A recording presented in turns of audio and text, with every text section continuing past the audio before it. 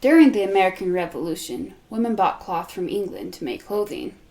To most of them, the fact that they are buying cloth from the country that they are fighting to gain independence from did not cross their minds. But to just a small number of women, this did cross their minds. According to the New England Historical Society, on April 7th, 1766, the Boston Gazette reported that 18 Daughters of Liberty gathered at a house belonging to a man by the name of Dr. Ephraim Brown to spin their own cloth from sunrise to sunset. As time went on, more and more women wanted to spin their own cloth. Spinning schools were revived, and awards were given to the women who spun the most cloth.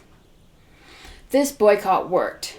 By 1769, only 3 years after those 18 women gathered to spin cloth together, the imported value of goods from Great Britain fell by half, from £420,000 to £208,000. One contemporary news writer for a news series was so impressed by this that he wrote, "I presume there was never a time when or a place where the spinning wheel can more influence the affairs of men than at present in this and the neighboring colonies." Today, people say that our American freedoms are being taken from us. Take, for example, freedom of speech. Some people who have posted on large social media platforms have gotten their posts censored and their accounts removed. Now, yes, this can be unfair and may even be considered unconstitutional, but has the government said that these are the only social media platforms we're required to use?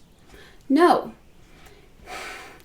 Even if freedom of speech might have been taken away on some of these platforms, we can still speak freely and share our opinions in so many other ways than just on large social media platforms.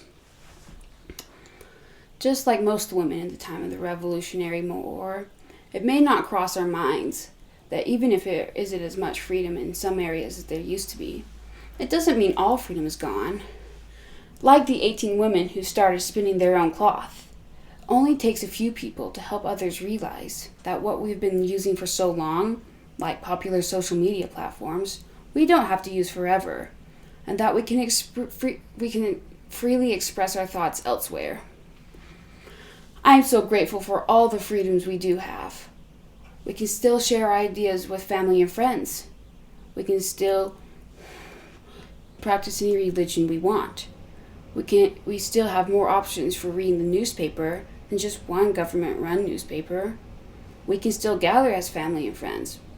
And we can still petition the government for whatever we, as a people, feel would make our communities better. We still have so much more freedom than we realize, even if we don't have as much as we did. Let's all try to be grateful for what we do have and help others to feel the same way. Just like the ladies of the Revolutionary War, it only takes a few people to make a big difference. As former U.S. Senator and Attorney General Robert F. Kennedy said, "Few will have the greatness to bend history, but each of us can work to change a small portion of events.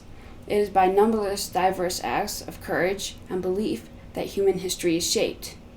Each time a man stands up for an idea, or acts to improve the lot of others, or strike out against injustice, he sends forth a tiny ripple of hope, and crossing each other from a million different centers of energy, these ripples build a current which can sweep down the mightiest walls of oppression and resistance."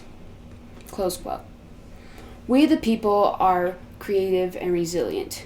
We can find innovative ways to help others understand how much freedom we have.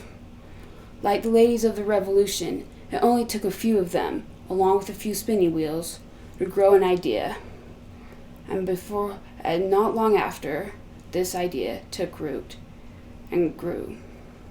So today, as we strive to preserve our First Amendment freedoms, along with our other many freedoms, just remember that even just feeling grateful for all of our freedoms and helping others feel the same way will build a current which can sweep down the mightiest walls of oppression and resistance. Thank you.